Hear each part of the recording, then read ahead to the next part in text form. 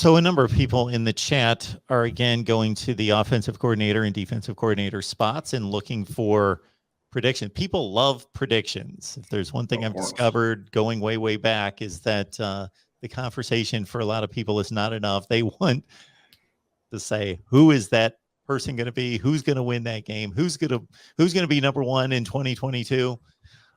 They want predictions. So whether you want to go to that route or speak of anything that we've not touched upon in recent weeks in regards to just your continued review of candidates and who you like on both sides of the ball. So Miami went after Jason Kendall, the head coach from Toledo. He decided to stay a head coach. That's pretty well known. What's his name? Briles at Arkansas pimped that situation for a raise. Miami, did communicate with him, gauge interest because that's what you're going to do. There's so many people who reported categorically that Miami did not offer Kendall Briles the job that seems to be good enough for me. Especially if you're going off of your general standard of 3 independent sources to report something, and then there's multiple people who made reports, and you would assume that they have individual sources, even if there's minor overlap. If 3 people maybe shared one source, you're still talking about 7 individual sources confirming that we did not offer him that job.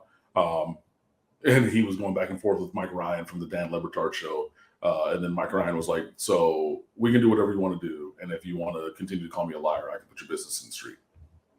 And then Kendall Briles blocked him. So he was just like, yeah, that's not what happened, whatever. And yeah, so there's that. So yeah, could it have worked with Kendall Briles? Yes. I still did not want him to be here, but whatever. So there's been chatter, or I've heard from people, 2 different people, that Miami is looking strongly at people who were still in the playoffs as of a couple weeks ago, as in NFL coaches. I don't know how much I believe that, because that seems more of just like a homeboy hookup who I heard this one thing kind of conversation versus like I'm reporting to you after sourcing this information.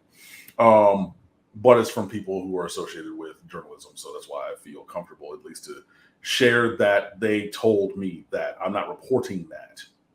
Okay, I'm not. But, and I take it with a very, very big grain of salt. I even told people, I said, that doesn't sound really accurate. But okay, hey, I'm not going to call you a liar. I just need to see more before I believe it. Could that still be the case? Yes. Could it not? And again, I didn't believe it off front, so I don't necessarily think saying that that's not the case is anything salacious, but it's possible that Mario Cristobal is looking at coaches who were still in the playoffs as of last weekend when there were 8 teams still remaining. Excuse me. Among them, obviously, the one that people were very swift and always have been talking about is Ken Dorsey from Buffalo. Quarterback coach we talked about a couple weeks ago. I mean, if you don't know Ken Dorsey, are you a real Miami Hurricanes fan? Seriously. But national championship winning quarterback here, 7th round draft pick. College football fan. Yeah, right. Like, come on. But yeah, so he coached quarterbacks in Carolina when Cam Newton developed into the MVP, and he's the quarterback coach now in Buffalo. And you see Josh Allen going toe to toe with Patrick Mahomes that entire game. I mean, that was riveting football. But then the quarterback coach from that team, that became. People are thinking that Brian Daboll might get a head coaching job and then try to bring Ken Dorsey along as his NFL offensive coordinator. And again, most guys who go into the NFL like to stay in the NFL. So I'm not really sure that he would be the option if you believe that thing that a guy that I know told me. In terms of defensive coordinator, it'd be along those same lines. But I mean, you could talk about different guys who are in the NFL. Don't really know too many of the position coaches in that same kind of a way because they don't have the connection to Miami that Ken Dorsey does. But there were a couple of names that were out there. And the one that I think I'm coming around on as like maybe my top candidate personally, not reporting anything, just discussing what I have come to like, I think. Doug Belk, defensive coordinator from Houston, defensive back coach, SEC pedigree from coaching in a couple of different stops, grad assisting and coaching and whatnot before stepping up to that job.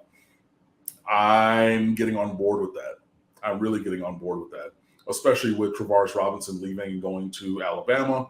And then Gabby Urrutia, he buried the lead in this piece of code like last week, but seems that DeMarcus Van Dyke is destined back for an off-field recruiting role, not on-field coaching. Either way, Doug Belk coming in and then coaching defensive backs and being defensive coordinator, I think that that's probably my number one candidate personally at this time. Young, yes, but youth is not a thing that should be a barrier to employment, especially when you have a demonstrated performing history such as he. And again, you're going to go out on a limb, a minor limb, to get a coach on the upswing of their career. That's what Luke Fickell did with Marcus Freeman at Cincinnati as defensive coordinator. Then Brian Kelly, being but a couple hours away, said, hey, this guy is going places. We're going to bring him up to Notre Dame. He is now the Notre Dame head coach on that upward trend and trajectory. Is everyone going to have that same kind of upward trend and trajectory? Absolutely not. But I think that I'm in the place of Doug Belk for defensive coordinator is where my heart lies.